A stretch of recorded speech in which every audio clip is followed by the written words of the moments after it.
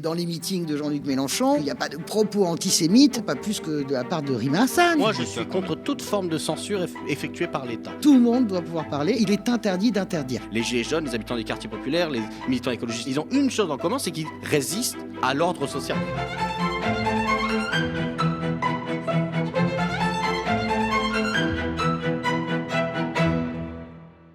Salut à toutes et à tous, vous êtes sur le Média et vous nous regardez sur le canal 350 de la Freebox, sur notre site internet ou sur notre chaîne YouTube.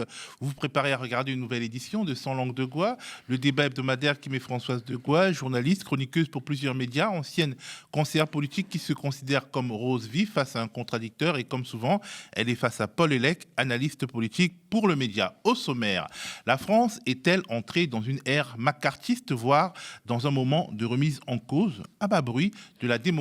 La semaine dernière a été agitée par un feuilleton, celui de l'interdiction d'un meeting de Jean-Luc Mélenchon et de Rima Hassan à Lille, une censure suivie d'une polémique fratricide, si on peut dire, entre insoumis et socialistes. Sommes-nous tous vraiment à la hauteur du moment que nous vivons? Nous en débattrons. Emmanuel Macron essaie-t-il de pousser la campagne plutôt faible de Valérie Ayé, tête de liste Renaissance en vue des élections européennes?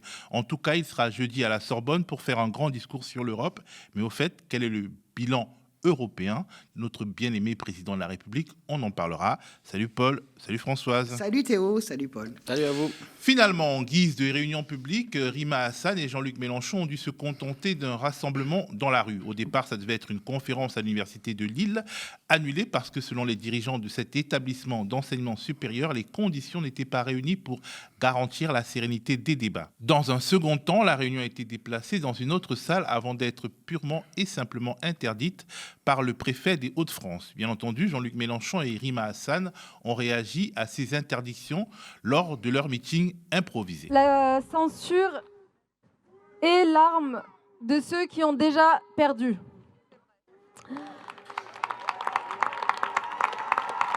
C'est la politique de ceux qui ont échoué. Eh bien, nous avons été interdits, on nous a dit, parce que sur cette carte, on ne voit pas la frontière entre Israël et l'État de Palestine. Alors, c'est une manière de nier l'État d'Israël. Vous ne nous connaissez pas. Nous nous référons aux déclarations de l'ONU. Nous avons diverses idées sur ce qu'il faudrait faire. Mais nous n'avons pas la prétention de dire aux Palestiniens ni aux Israéliens ce qu'ils doivent faire. À la fin, qu'ils s'entendent, c'est ce que nous souhaitons. Mais si on ne voit pas la frontière, c'est précisément parce qu'elle n'a pas été établie et que ce n'est pas à des jeunes étudiants d'une faculté d'aller décider où s'arrête Israël et où commence l'État de Palestine. Mais une autre polémique s'est invitée. Dans la polémique, Jean-Luc Mélenchon aurait comparé le président de l'université de Lille à Eichmann, criminel de guerre et fonctionnaire sous Hitler. Nous connaissons les bassesses qui ont conduit la police française à faire la rafle du Veldiv sur les ordres des capitulars de l'époque, qui étaient déjà couchés comme des chiens gémissants après avoir capitulé sans condition devant l'envahisseur nazi. Nous connaissons l'histoire de notre pays. Et c'est parce que nous la connaissons que nous nous méfions, pas seulement des fascistes, mais plus encore peut-être des lâches. Des faibles, ceux qui, dans la chaîne interminable du mal, signent un papier pour organiser un convoi SNCF, qui signent des papiers pour donner des ordres à la police. Moi, je n'ai rien fait, disait Eichmann.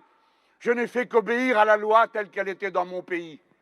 Alors ils disent qu'ils obéissent à la loi et ils mettent en œuvre des mesures immorales qui ne sont justifiées par rien ni personne. Celui qui a cédé, président de l'université, dont on me dit que par ailleurs c'est un brave homme, ce que je veux bien croire. Mais à l'instant où il avait à décider, il n'était plus un brave homme singulier, il était le président d'une université, c'est-à-dire d'un lieu de la liberté de l'esprit, où il faut, quoi qu'il en coûte, tenir bon pour la liberté. Parce que c'est son rôle. Alors Françoise, avant d'aborder la polémique dans la polémique qui prend toute la place et qui finit par faire oublier le fait premier, j'aimerais qu'on revienne à cette interdiction, d'autant plus qu'elle a précédé une autre concernant une manifestation contre le racisme et l'islamophobie, une interdiction finalement cassée par le tribunal administratif. Il s'agit quand même d'une candidate interdite en pleine campagne électorale. Oui, alors, plus largement, au-delà de la campagne électorale, il est interdit d'interdire. Et je pense que vraiment, C'est dommage d'ailleurs que Jean-Luc Mélenchon soit parti comme toujours en sucette quelques jours après avec Eichmann, parce que qu'en réalité, ça a été très unanime sur le fait qu'il ne fallait pas interdire. Qui sommes-nous? Quelle est notre fragilité pour interdire les opinions divergentes? Alors moi, je me suis fait critiquer parce que j'ai mis sur le même plan les interdictions de Zemmour et Orban, mais c'est la même chose. C'est-à-dire que quand le maire socialiste d'une commune près de Bruxelles, de Saint-Josse, voilà, pardon, je cherchais le nom, Émile Kir, qui est proche d'ailleurs de Erdogan, décide de fermer les portes. Alors, il y a Éric Zemmour dedans, qui est évidemment condamné par la justice, mais il y a Orban, il y a Nigel Farage, c'est la droite dure, c'est l'extrême droite. De quoi a-t-on peur ? Vous pensez vraiment que c'est comme ça qu'on va faire baisser l'extrême droite en les interdisant, d'autant que la Réunion, après, a pu se tenir.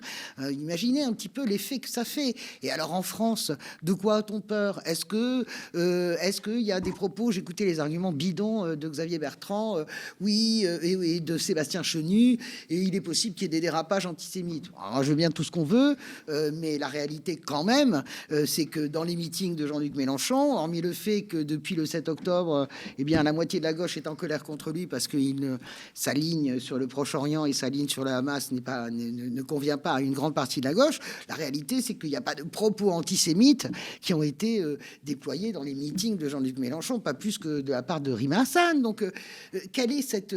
comment dirais-je? C'est là-dessus qu'on doit se battre. C'est même pas un problème de candidat, pas candidat. C'est la réalité. De quoi avons-nous peur? Il est interdit d'interdire. Nous sommes une grande démocratie. L'Europe est un vieux continent avec des pratiques et une tradition démocratique. Pas plus en Belgique, le maire socialiste, pourtant je devrais me réjouir, c'est un socialiste. Eh bien non, j'ai pas plus le maire socialiste de Saint-Josse n'a à interdire à la droite nationaliste conservatrice de se réunir, quand bien même il y a un repris de justice à l'intérieur, c'est-à-dire quelqu'un qui est condamné. Pas plus que le préfet des Hauts-de-France n'a à interdire une conférence. Alors après, on nous parle du logo. Écoutez, si ce logo, il est tellement gênant, moi je suis absolument contre ce logo, évidemment, tout le monde connaît mes positions, mais en réalité, cette association, elle est, comment dirais-je, elle est légale, elle reçoit des financements, elle n'est pas interdite par les pouvoirs publics. Qu'est-ce que c'est cette affaire? Donc voilà. Donc globalement, moi je trouve en plus que la classe politique quand même a très bien réagi. Globalement, et toute la gauche, vous dites que Alfred... Elle s'est engueulée, la gauche. Non, j'ai pas vu ça. Moi, j'ai vu Philippe Brun, qui est député, qui est un mec très très bien, qui a complètement défendu le droit de Mélenchon à tenir sa conférence. Olivier Faure a fait pareil. Je vois pas où est-ce que vous avez vu ça. D'ailleurs, Jérôme Guedj, par exemple, a simplement pointé la présence de l'association, mais il a absolument pas demandé l'interdiction. Mais si on met Jérôme Guedj à part, honnêtement, globalement, même Macron...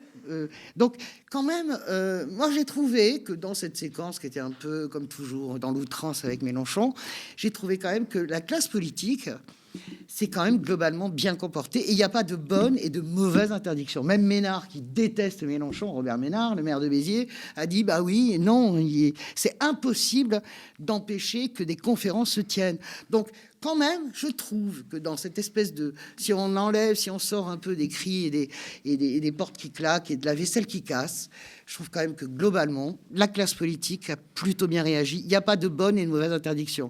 Il n'y a pas les insoumis qui auraient raison de demander l'interdiction de certains meetings ou à Alain Finkielkraut de venir dans une université. Je suis désolé, pas plus que la droite nationaliste n'a demandé l'interdiction de Jean-Luc Mélenchon. Il n'y a pas de bonne interdiction. C'est zéro interdiction, point. Alors Paul, doit-on vraiment s'inquiéter pour la démocratie aujourd'hui en France, d'autant plus que désormais les convocations pour apologie du terrorisme se multiplient? Bien sûr, moi je pense qu'on n'est pas une grande démocratie, on est une démocratie décrépite, on est une république corsetée de coercition, pour reprendre le mot de Gramsci là sur l'hégémonie. On a quand même une vieille tradition démocratique. C'est ce que je voulais dire, hein, Paul. Bien sûr. Non, mais et en tout cas, cette vieille tradition démocratique, elle est défigurée aujourd'hui parce que il y a effectivement des offensives dans lesquelles on utilise l'appareil d'État pour faire de la répression politique. Non, mais sur tous les plans, effectivement, les conférences et les pressions systématiques qui sont faites contre la France insoumise sont juste l'écho dans les institutions du procès médiatique et politique permanent que l'on fait à la France insoumise à la télévision. Genre, ce n'est pas une seule conférence, c'est deux, parce qu'il y avait aussi Rennes. Donc, c'est pas un hasard. Rennes, c'était une question de menace terroriste qui avait été invoquée. Enfin, c'était quand même bizarre cette affaire, parce qu'on nous dit qu'il y a une menace terroriste, la préfecture a été prévenue, la préfecture a dit on est prête à assurer l'événement, l'université a dit non, et puis finalement, il y avait 1200 étudiants devant l'université, comme ça, et si on pense que c'est un risque terroriste, peut-être qu'il faut faire quelque chose pour pas qu'il y ait 1200 personnes rassemblées à un endroit où on dit qu'il y a une menace. C'est absurde ce qui a été soulevé. C'était juste, voilà, on a fait des pressions et il suffit que des gens appellent et disent qu'il y a un risque pour que, quand c'est la France insoumise, ça suffise pour se dire, bon, bah, comme ça, on a bien fait de l'annuler. Effectivement, en dehors de ça, il y a la question de l'apologie de terrorisme. L'apologie de terrorisme, ça vient d'un concept de droit qui, à l'époque, s'appelait apologie de crime, qui a été inventé en 1894 dans le cadre de la contestation, de la répression terrible des anarchistes, des mouvements anarchistes à la fin du 19e. Et en fait, c'est aujourd'hui très clairement, on en a une utilisation pour pouvoir régler des comptes politiques. Parce qu'il faut regarder, quand est-ce qu'il y a eu des condamnations pour apologie de terrorisme? Ça s'est multiplié après les attentats, avec, encore une fois, des degrés d'absurdité. Vous avez un adolescent à l'époque de 18 ans qui avait mis sur son Wi-Fi Daesh 21, ce qui était une connerie absolument monumentale, hyper choquant pour les personnes qui ont vécu la barbarie, je sais pas, du Bataclan ou des autres attentats. Mais enfin, c'est un gamin qui a fait une connerie. Et c'est avec ce genre de propos, ce genre de dispositif qu'on a puni des gens comme ça, paumés et très confus. Mais en plus de ça, aujourd'hui, qui sont les gens qui sont visés? Ce sont des personnalités politiques, des militants reconnus, des syndicalistes, des intellectuels également, parce que là, il y en a encore en privé, mais tout le monde le sait qu'il y a des chercheurs, des chercheuses qui sont attaqués pour leur prise de position. Et donc, oui, c'est une offensive politique. Mais de la même manière qu'il y a des offensives juridiques politiques de plus en plus. Regardez, là, on a appris qu'enfin, la plainte contre Guillaume Meurice avait été classée sans suite. Et tant mieux. Parce que, je veux dire, c'est les humoristes. Ça finit souvent comme ça, Paul. La vérité aussi, c'est ça qui Bien est. sûr. Ce qui montre que c'est une entreprise. Que ce pays sait fonctionner quand même. En tout cas, une partie du système judiciaire. Mais comme le montre aussi le fait que la justice a refusé l'interdiction qu'elle a trouvée manifestement illégale, la manifestation du 21 avril. Mais sauf que, du coup, ça veut bien dire qu'on a deux choses. On a d'une part des institutions où il y a des fois le droit qui peut fonctionner, mais d'autre part, des responsables politiques à la tête de la puissance d'État qui utilisent et instrumentalisent les rouages juridiques et la force de la puissance publique contre les opposants politiques. Et ça, c'est quand même un signe d'une violence particulière dans un pays qui, en plus de ça, en dehors de ses procès en McCarthyistes et de ses sanctions, avait voulu faire une enquête officielle dans l'université contre, je cite, l'islamo-gauchisme, avait utilisé la puissance totale de la répression physique contre les Gilets jaunes et d'autres mouvements. Et en fait, dans ce pays, encore une fois, on a une liste d'ennemis d'État désignés, d'ennemis de l'intérieur. Et ces délits-là, d'apologie du terrorisme, etc., ça a pour but de briser un discours. Et en l'occurrence, aujourd'hui, on sait très bien que c'est sur la question de la Palestine que ça tombe. Est-ce qu'il n'y a pas une gilet jaunisation d'un certain nombre de militants politiques? C'est-à-dire, on a vu les manœuvres qui avaient été mises en place contre les gilets jaunes, la puissance d'État qui s'était abattue terriblement sur les gilets jaunes. Là, on n'en est pas encore là. Mais est-ce qu'il n'y a pas quand même des mécanismes juridiques de ce type? La puissance d'État, c'est quoi la puissance? Là, en l'occurrence, les gilets jaunes, c'est le maintien de l'ordre qui a été absolument lamentable du début jusqu'à la fin, avec, comment dirais-je, une ligne politique sur le maintien de l'ordre qui était absolument épouvantable. Et avec, en plus de ça, une capacité, une volonté, en plus de ça, manifeste, sur Gérald Darmanin à l'époque, de Emmanuel Macron à l'époque, de Olivier véritablement, Véran, aussi à l'époque. Surtout Emmanuel Macron, il parlait des foules haineuses. Moi, je me souviens de son discours, ses vœux le 1er janvier 2019, il parle des foules haineuses. Gérald Darmanin parle des bruns. Donc, il y avait une volonté de la part du pouvoir, comment dirais-je, macroniste, comment dirais-je, de tendre tout, de tout mettre sous tension, de façon à pouvoir justifier une répression qui a été terrible. Je rappelle, enfin, c'est quand même dingue ce qui s'est passé en France pendant la période des Gilets jaunes. Moi, jusqu'au bout, je les ai soutenus, malgré toutes les accusations qu'il y a pu y avoir, etc. Après, chaque mouvement a ses brebis galeuses, c'est pas mon problème. J'apprends que Francis Lalanne fait une liste avec Dieudonné et veut faire une liste aux OMM. Bon, tant pis, paix à leur âme. Mais je veux dire par là que, quels que soient les excès qu'il y a pu y avoir, on a glissé sur cette période qui, pour moi, est une période traumatique, qui d'ailleurs a entraîné aussi un reflux, un retrait du combat social chez plein de gens. La peur d'aller tout simplement, très bête et basique, d'aller manifester. Et malgré cette peur-là, malgré 24 mains arrachées, des yeux éborgnés, je ne sais plus combien de blessés, enfin, je n'ai plus le compte tellement c'était dingue, eh bien, les manifestations pour les retraites ont été absolument énormes. Voilà. Donc, moi, je ne confonds pas tout. Rima Hassan n'a pas le du terrorisme. Je vous rappelle qu'elle est convoquée libre à un commissariat. Vous savez très bien comment ça se terminera, évidemment. Je rappelle aussi qu'il y a beaucoup de militants de la jeunesse d'extrême gauche qui bordélisent la plupart des conférences quand Alain Finkielkraut veut se pointer quelque part. Conférence de la Sorbonne annulée, quand Geoffroy Lejeune, etc. Moi, encore une fois, je ne peux pas être soupçonnable de voter ni le Jeune, ni Zemmour, etc.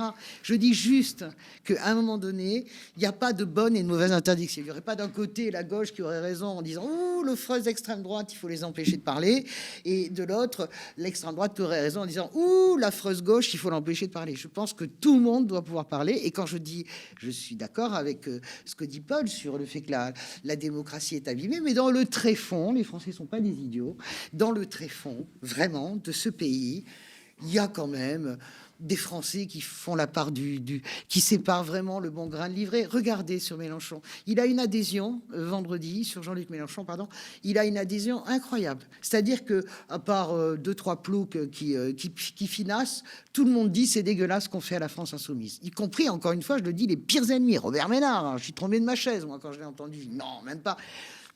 Voilà, ok.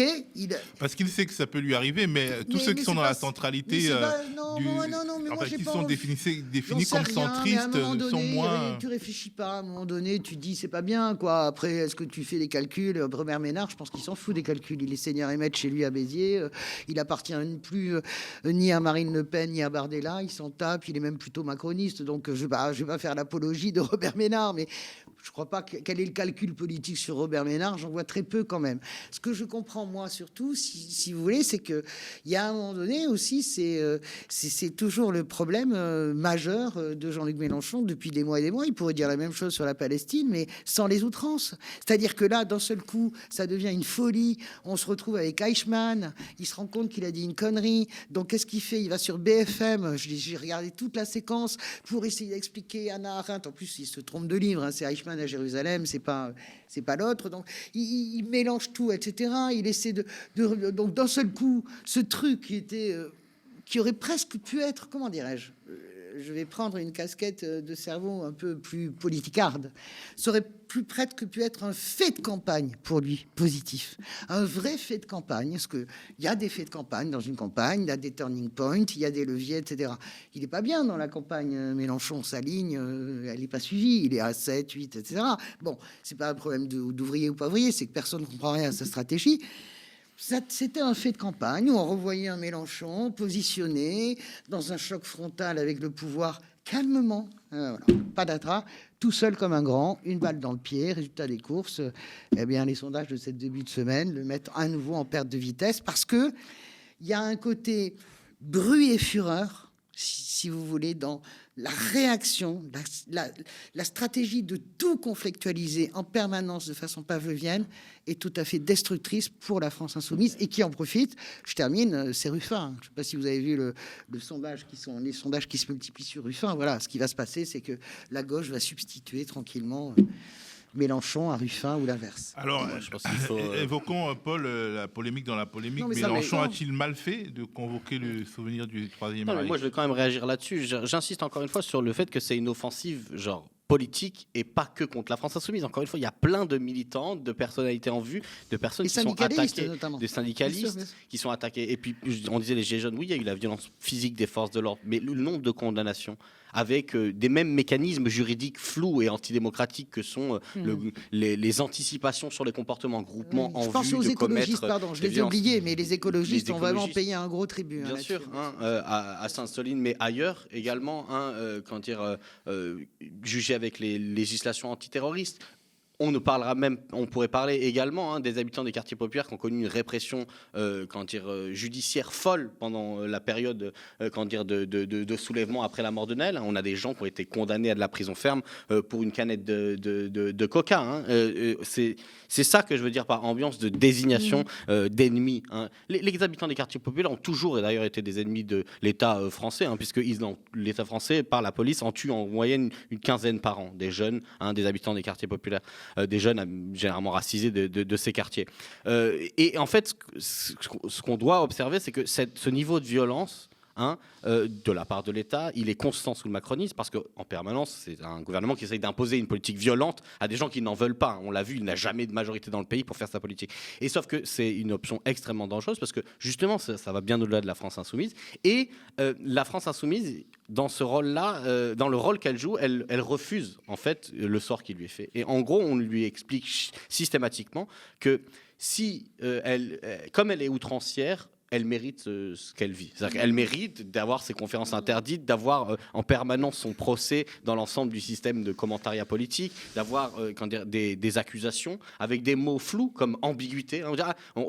Aujourd'hui, on dit toujours ça sur les blagues. Vous êtes ambigu avec si vous êtes... Ce qui permet quoi ? Ce qui permet de dire, en gros, je ne t'accuse de rien parce que j'aurais peur d'une plainte en diffamation, mais je sous-entends. Et on vient ternir des réputations. La même chose, apoliterrorisme, là, il y a des gens... Une fois que c'est sur leur CV, qu'est-ce que vous voulez que ça... Il y a des gens qui sont inscrits dans le fichier suivi des terroristes, ce qui est une folie. C'est-à-dire que quand ils vont se déplacer, ça ne sera pas le cas de Rima Hassan. Vous savez très bien, c'est une convocation libre par la police judiciaire. Il n'y a pas de...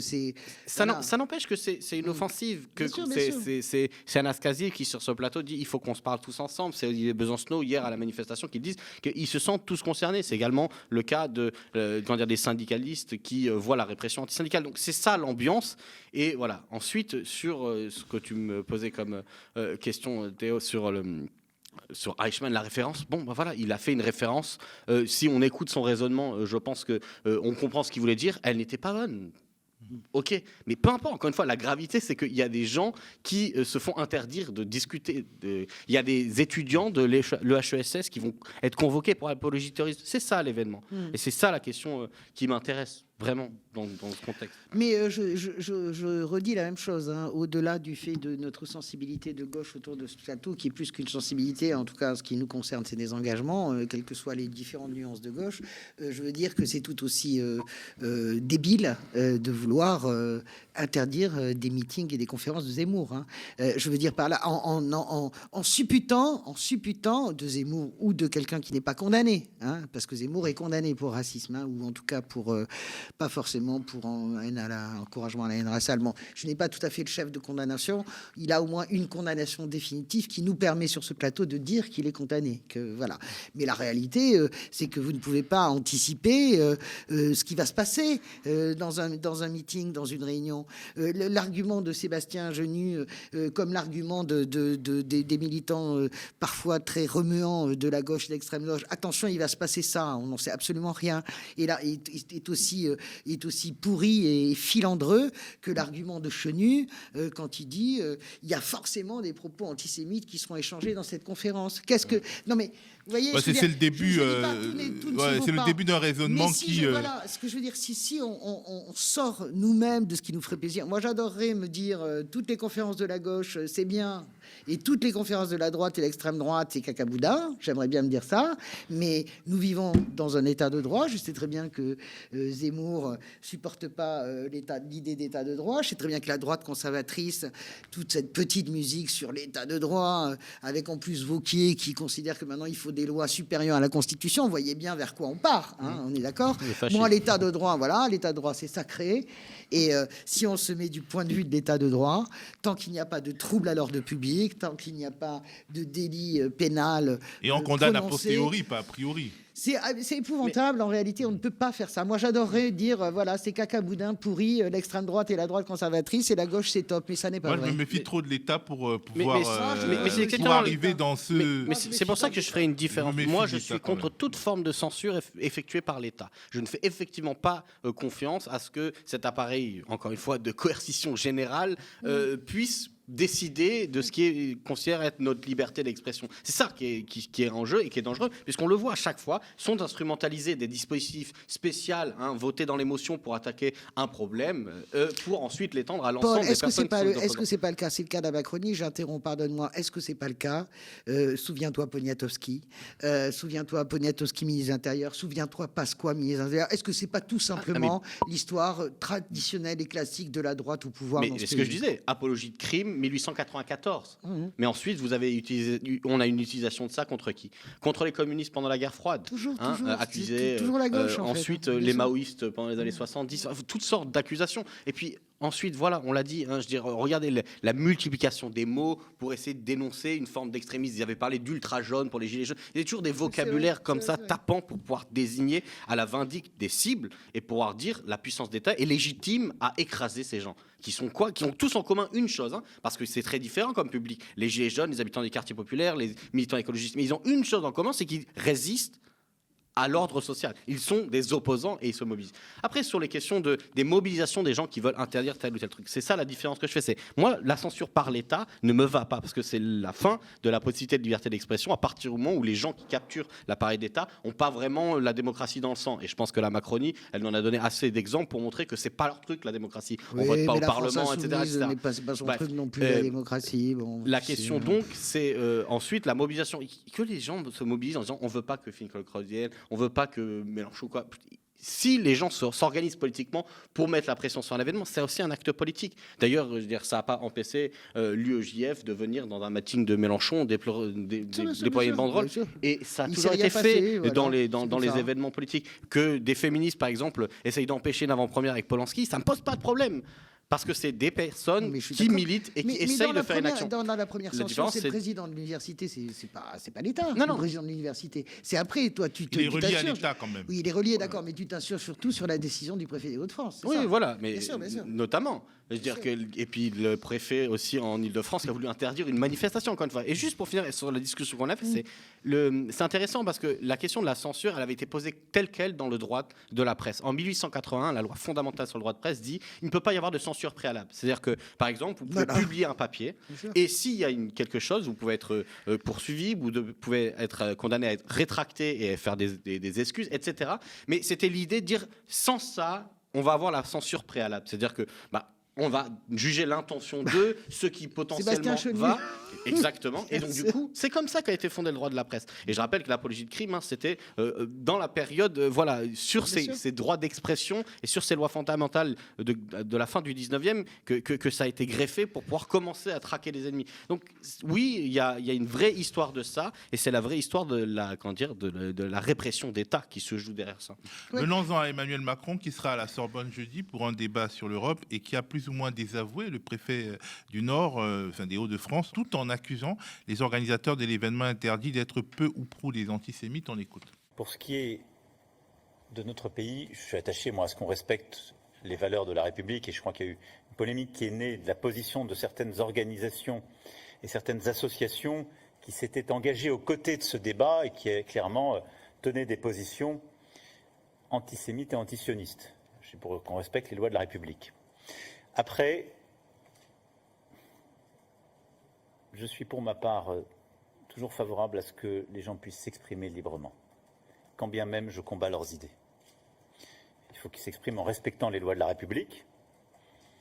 Et la République réprime les propos racistes, antisémites, etc., etc. Et il y a des juges pour juger de cela. Il y a parfois des questions d'ordre public, mais qui sont à apprécier sous le contrôle du juge de manière très spécifique quand tel ou tel événement peut créer des troubles. Mais je pense que c'est très important dans les moments que nous vivons que l'ensemble des voix puissent s'exprimer de manière libre et qu'après, chacun puisse combattre les arguments qui sont exprimés librement. Alors, on a déjà évoqué le premier sujet, on va développer le deuxième, mais moi, ce que j'entends, c'est le signe d'égalité que met Emmanuel Macron entre antisémitisme et antisionisme. Et ça me fait penser à des choses qu'on entend beaucoup aux États-Unis et une sorte d'offensive qui, finalement, va criminaliser le discours vraiment radicalement critique vis-à-vis de l'État d'Israël. Oui, alors après, l'antisionisme, c'est une chose, être opposé au gouvernement de Netanyahou, c'en est une autre. Vous pouvez être sioniste, c'est-à-dire au sens où vous considérez que la création de l'État d'Israël est fondamentale, ce qui est mon cas, et être opposé au gouvernement de Netanyahou, ce qui est aussi mon cas. Vous pouvez être aussi totalement antisioniste, c'est un courant politique qui a été représenté longtemps en Israël aussi par un parti qui a été représenté et porté, y compris au Parlement. Je ne sais pas s'ils ont eu des députés, mais l'antisionisme, ça c'est une idéologie. Pour moi, c'est pas un mauvais mot, hein, idéologie. Au contraire, je trouve que ce mot est assez fort. Voilà, c'est un courant politique qui existe.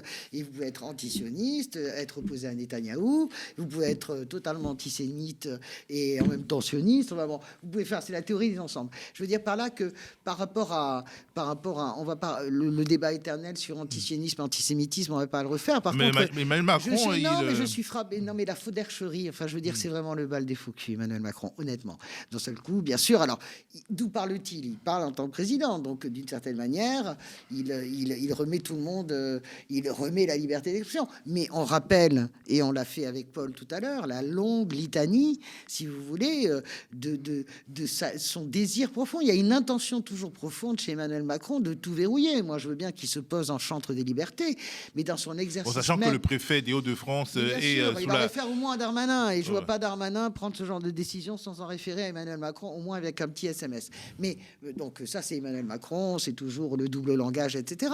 Mais Emmanuel Macron, moi, je ne suis pas dans l'idée de la censure de l'État parce que je pense qu'il y a maintenant, nous sommes suffisamment matures, il y a des contre-pouvoirs dans ce pays qui existent, qui sont réels. C'est pour ça que, par exemple, tout le discours, je fais un aparté, tout le discours de la droite et de l'extrême droite et la droite conservatrice depuis des années sur la justice, le gouvernement des juges, c'est très grave ça, parce que la justice, c'est ce que nous avons de plus sacré. Et parmi les contre-pouvoirs, pour l'instant. Parmi les contre-pouvoirs, il y a la justice. Il y a des contre-pouvoirs dans ce pays. Parfois, le Conseil d'État fait office de contre-pouvoir. On a vu le Conseil constitutionnel, même avec Jean-Louis Debré à sa tête, faire office de contre-pouvoir à Nicolas Sarkozy. Donc, ce pays, quand même, c'est pour ça que je ne parle pas de censure d'État, etc., parce que je pense que l'État, c'est une espèce de grande chose qui est assez puissante, parce que c'est ce qui garantit notre...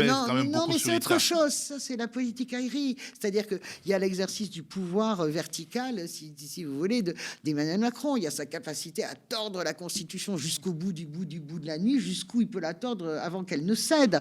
Donc, Emmanuel Macron chantre la liberté. C'est le premier à abuser des 49.3. C'est le premier à ne jamais tenir compte de l'opposition. C'est le premier à avoir sabré tous les corps intermédiaires. Quand vous êtes un chantre de la liberté, déjà, vous dialoguez socialement. C'est le premier à s'être assis sur la République sociale française en méprisant, les stades intermédiaires. C'est le premier, pour des raisons politicardes, à avoir accepté qu'on vote une loi avec la préférence nationale. Je ne vois pas ce qu'on peut faire de mieux, si vous voulez, en termes d'exclusion et de discrimination. La loi immigration, c'est le premier à verrouiller l'ensemble des villes et des villages où il passe, les transformant en village Potemkin avec 3 enfants qui applaudissent, si vous voulez, alors que tout est évité pour s'éviter de ne pas voir, même à la jumelle à 3 km, un manifestant. Donc, si vous voulez, l'ambiguïté d'Emmanuel Macron me fait assez rigoler. Doucement rigoler. Paul, rapidement sur ce sujet. Moi, je ne dis pas que c'est sur ordre politique directement que la préfecture a choisi d'interdire, ou pareil, pour Paris, la manifestation, très clairement, Darmanin, il a fait un deuxième recours pendant la manif à 13h30 le dimanche. Oui. Là, c'était très clairement politique. Mais pour la préfecture du Nord, j'en sais rien. Je peux même imaginer que ça soit un excès de zèle. Parce que ça a un effet, en fait, de désigner à la vindicte en permanence tel et tel parti. Quand on dit la France Insoumise, ils sont tous des antisémites tout le temps en permanence. Et là, personne l'a dit sur ce plateau, mais comment voulez-vous que ça n'a pas d'effet? Soit les gens disent ils sont antisémites, donc il faut interdire. Ce qu'ils disent, c'est un délit, l'antisémitisme, je rappelle. Ou alors, il faut les punir pour ça. Donc l'excès de zèle pour dire la France Insoumise, c'est la diaboliser, c'est donc dire et mener ouvrir le chemin pour que ce genre d'action de censure, de privation de liberté puisse être possible, quoi. Deuxièmement, effectivement, sur la formule, Emmanuel Macron, il a été très clair, il a dit à plusieurs reprises, je ne sais plus si c'est en 2017 ou en 2019, il avait déjà dit l'antisionisme est le nouveau visage de l'antisémitisme. Il a repris cet élément de langage qui fait partie des moyens qu'on a pour pouvoir, encore une fois, criminaliser les personnes qui luttent contre le projet colonial en Israël. Effectivement, François l'a très bien dit, il y a eu des mouvements antisionistes de toutes sortes, y compris par exemple les juifs européens, et notamment du côté du Bund au début du siècle, étaient majoritairement antisionistes. Et il y a des sionistes chrétiens fanatiques aux États-Unis qui vont soutenir l'État d'Israël. Vous avez Il y a même toutes des sortes juifs de messianiques à Jérusalem. Oui, voilà. Moi, juifs messianiques, c'est-à-dire ce sont des juifs qui considèrent que Jésus est le Messie. Donc là, Emmanuel Macron, il rajoute une couche pour pouvoir continuer à ouvrir des procès politiques contre les militants. Et le résultat, dans ce pays, il est le suivant. Quand je disais, on diabolise, on attaque la France insoumise. C'est la France insoumise qui connaît des difficultés pour organiser une conférence. Ce week-end, il y a un maire, le maire de Villeneuve-Saint-Georges, je crois, en région parisienne, qui a fait un salut nazi pendant le conseil municipal. Et on a sur BFM, effectivement, des gens qui le commentent, parce que c'est quand même un acte choquant. Mais pour l'instant, on ne l'a pas vu convoqué devant un tribunal. Ce qui veut dire qu'en France, en gros, il vaut mieux être un maire de droite qui fait un salut nazi en conseil municipal qu'un arabe qui soutient la Palestine ou un gauchiste qui fait de même. C'est ça le problème politique dans la période. Va avoir des gros problèmes. Je veux juste dire un tour sur l'antisionisme et l'antisémitisme. Il faut quand même voir la source. La source, c'est Staline. C'est-à-dire que vous savez, bien sûr, les Russes, c'est eux qui, l'Union soviétique, découvre les camps de la mort et ouvre les camps de la mort. Et à un moment donné, il est impossible, comment dirais-je, d'être profondément antisémite. Mais il se trouve que la Russie, de toute façon, est dans son ensemble profondément antisémite. Je rappelle les pogroms, je rappelle bien avant l'offensive, la solution finale d'Adolf Hitler. Et en réalité, c'est au moment des procès de Moscou, si vous voulez, qu'on substitue. Il n'est pas possible pour l'opinion de traiter, si tu veux, les accusés les accusés, on ne peut pas les traiter de juifs, donc on les traite d'agents du sionisme voulant absolument renverser l'Union des républiques socialistes. C'est là qu'à un moment donné, donc il y a une partie, bien sûr, de l'antisionisme qui est un faux-né de l'antisémitisme. Mais encore une fois, le débat public et la réalité ne peuvent pas, comment dirais-je, se contenter de cadres généraux. Il faut être subtil. Il faut être subtil, expliciter inlassablement ce qu'est le sionisme. Oui, on a le droit d'être antisioniste sans être antisémite. Oui, il y a des antisionistes dont c'est le faux-nez pour masquer leur antisémitisme, bien sûr. Et puis, on a le droit d'être profondément philosémite et profondément antisioniste. Et puis, on a le droit d'être profondément juif et de ne pas vouloir un État d'Israël. C'est le cas de beaucoup de religieux, par exemple, extrêmement, qui considèrent que Eretz Israël, c'est partout. Donc, vous voyez, c'est une question, en fait, la question Israël, Proche-Orient, Palestine, qui demande une immense nuance, et je regrette qu'il n'y ait plus de nuance. Je suis d'accord, et c'est là où on voit qu'en France, il se passe quelque chose de grave en ce moment. Les États-Unis ont voté contre la résolution du Conseil de sécurité pour reconnaître un État palestinien. C'est-à-dire qu'ils ont dit officiellement au monde, nous sommes pour un seul État, l'État colonial israélien. C'est-à-dire, il y a des gens en France ont vraiment soutenu ce qu'ont fait les États-Unis en disant que dans l'État actuel, ça serait horrible d'avoir un État palestinien. Mais la France a ce voté soutien pour. Oui, la France a voté pour, et c'est honoré de le faire. Hein. Mais c'est-à-dire que ceux qui sont contre ça, est-ce que eux ont des problèmes en disant ils soutiennent un seul État et ils soutiennent un seul État? Est-ce qu'ils sont criminalisés pour ça? Non. Est-ce que Meir Habib, quand il passe son temps sur les plateaux de télé à appeler au massacre des Palestiniens en expliquant qu'il leur faut plus de bombes, il est criminalisé? C'est ça que je veux dire, c'est que le problème, c'est que ce deux poids deux mesures, il montre le caractère instrumental de ces attaques en apologie du terrorisme et de ces attaques contre des conférences et contre des propos. C'est contre des propos qu'on lutte, contre des idées, hein, et les individus qui les incarnent dans la sphère militante et médiatique. Et c'est ça le problème. Oui, mais Paul, moi j'entends tout ce que tu dis, je suis pas loin d'approuver absolument les choses. En revanche, c'est aujourd'hui comme ça parce que c'est le 7 octobre, mais souviens-toi, l'an dernier, c'était les écoterroristes. Et c'est-à-dire que tout ce qui était écologiste était, comment dirais-je, criminalisé. Écoterrorisme, c'est quelque chose qui a été inventé par Gérald Darmanin. Donc, je ne sais pas si vous vous rendez compte quand même à ce stade-là où nous en sommes. Je pense qu'aucun gouvernement, alors je ne parle pas du gouvernement de Hollande, parce que Hollande, en rigolant, tout le monde disait il est trop gentil, mais c'est vrai, il n'y a pas pas eu de chasse comme ça. Avec François Hollande, non, il n'y a C'est pas eu. en 2014 que Non, mais sur les l'apologie lois de travail. terrorisme. Non, Non, mais que même sur l'apologie le- de terrorisme passe d'une. Mais comment dire, regarde aussi ce que subit 2015. Quel président a affronté l'année, comme dit Hollande, l'année ensanglantée, où effectivement on pleure le 15 janvier, on pleure en janvier, et puis on pleure encore plus fort En en novembre. 2015, c'est vrai que ça aurait pu Non, être mais pire, c'était bon. non, mais c'était épouvantable ce que nous avons vécu. Donc, je veux dire par là quand même que on a quand même, je pense, aucun pouvoir, même Sarkozy, qui était quand même le summum, comment dirais-je, du stigmatisateur en chef et puis de l'hystérisateur en chef. Souvenez-vous, nettoyer le Karcher. Moi, j'étais comme reporter à Radio France ce soir-là. On est tous restés comme de ronds de flanc.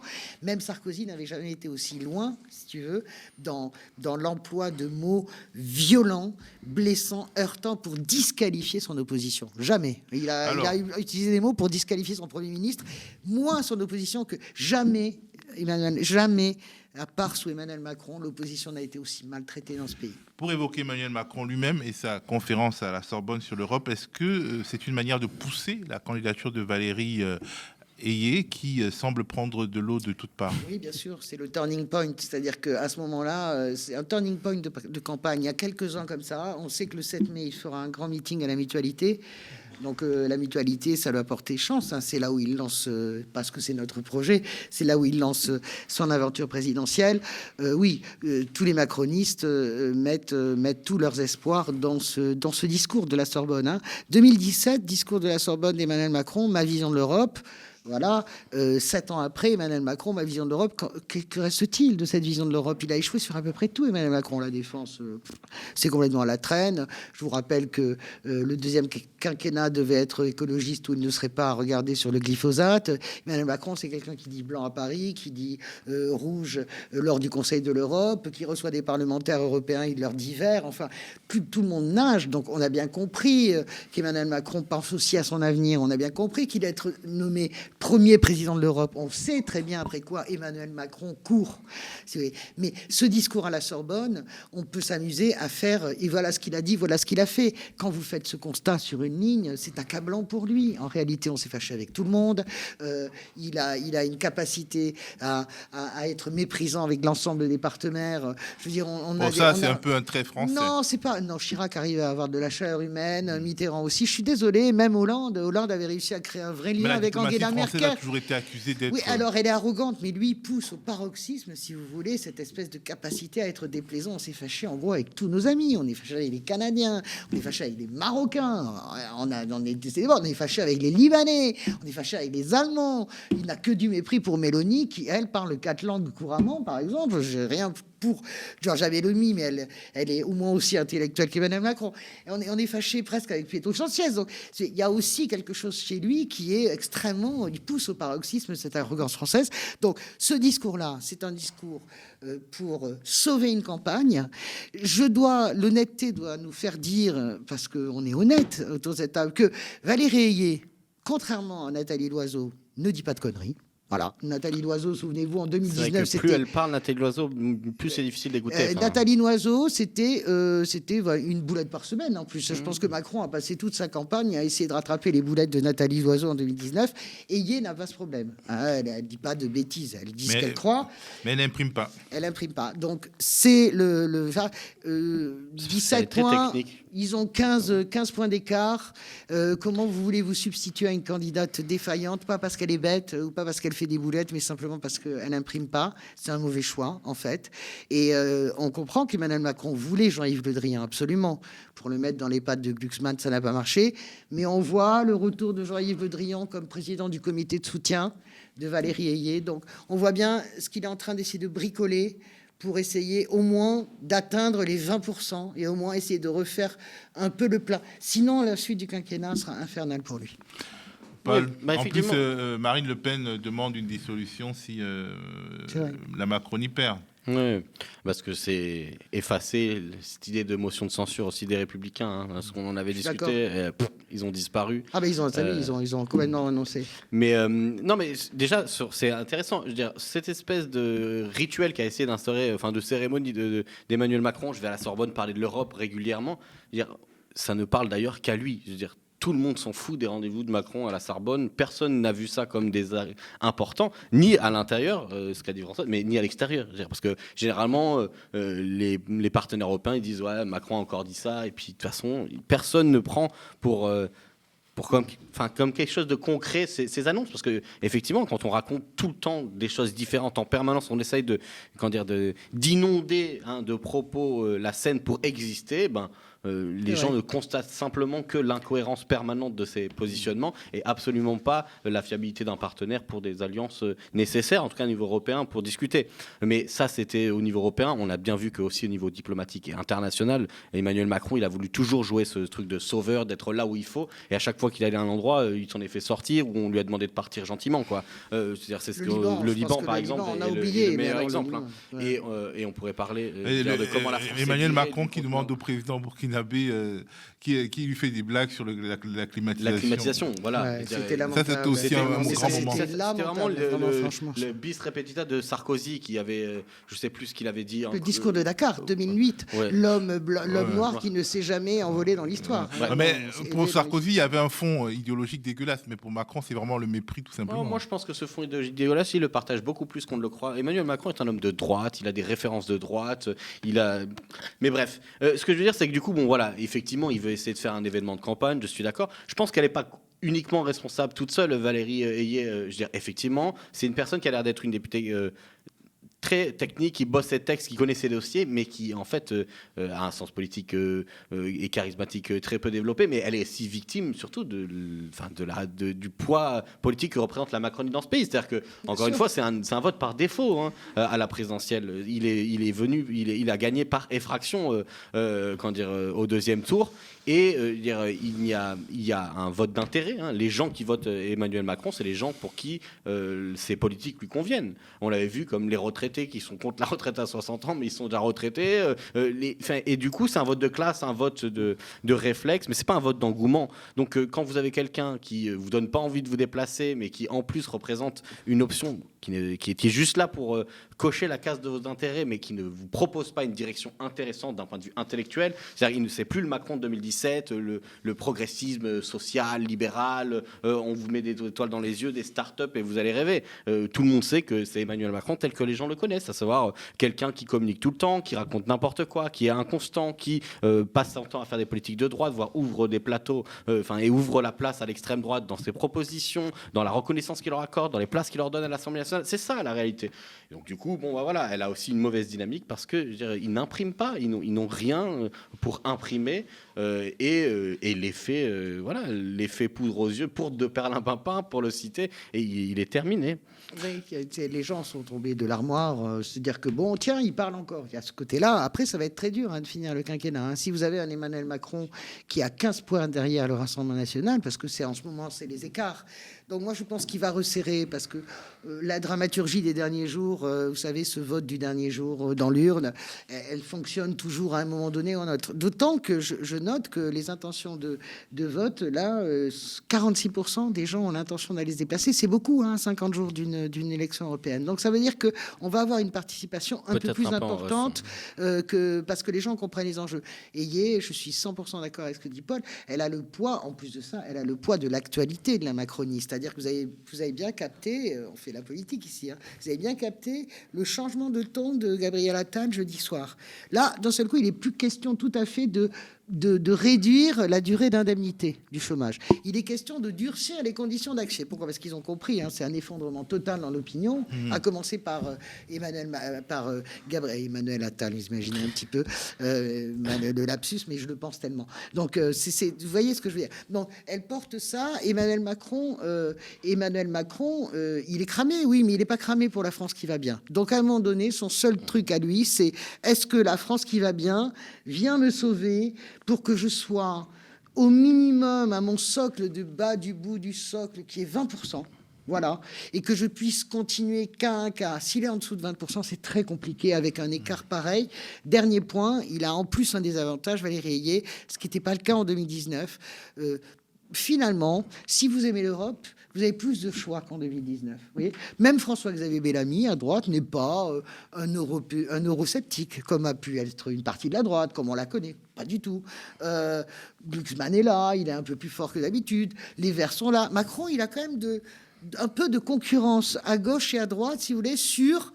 l'européisme, l'amour de l'Europe. Néolibéral, non, mais de voilà, Glucksmann après... à Bellamy, je suis d'accord, c'est la même chose. Un mot de la fin. Non, mais je suis d'accord. Il y a plein d'options, mais surtout, enfin, je dirais, ils se partagent tous un même terrain. Je dirais, pour moi, Glucksmann, Hayet Oui, ou social, Bellamy, Glucksmann. c'est à peu près la même chose. C'est-à-dire, à part que Glucksmann nous explique que certes, il vote en général de façon minoritaire contre vrai. son propre groupe qui, lui, suit exactement les mêmes politiques que la droite. C'est pour ça que c'est un vote inutile. Hein. Ouais, comme la France Mais du coup, insoumise, bon, comme voilà, oui, l'extrême c'est droite. effectivement, il y a beaucoup de gens qui essayent d'occuper le créneau consensuel, comment dire, europhile et surtout néolibéral. Et d'ailleurs, certains y perdent des plumes. Moi, le seul mot que je voulais avoir, c'est sur les Verts. Le fait que les Verts n'ont pas voulu mener une campagne sur leur thème de l'écologie, mais avec un discours enrobé de critiques, des rapports de production, de l'Europe néolibérale. Bon, ils sont un peu ouverts sur la PAC et sur les... Non, ils l'ont fait, les Verts, ils l'ont mais fait, simplement, mais c'est- sauf que c'est trop tard. inaudible. C'est trop tard. Parce qu'ils ont d'abord visé voilà, l'électorat macroniste de 2017. Merci à vous d'avoir suivi cette édition de Sans langue de Goua. Restez branchés sur le canal 350 de la Freebox. Si vous nous suivez sur YouTube, n'oubliez pas de vous abonner à notre chaîne, d'activer les notifications et de nous offrir un petit pouce bleu. Le média, votre média, dépend entièrement des abonnements et des dons de celles et ceux qui, comme vous, le regardent, l'apprécient, l'aiment. Si vous le pouvez, soutenez-nous en visitant lemediatv.fr/soutien. Pour ma part, je vous dis à plus.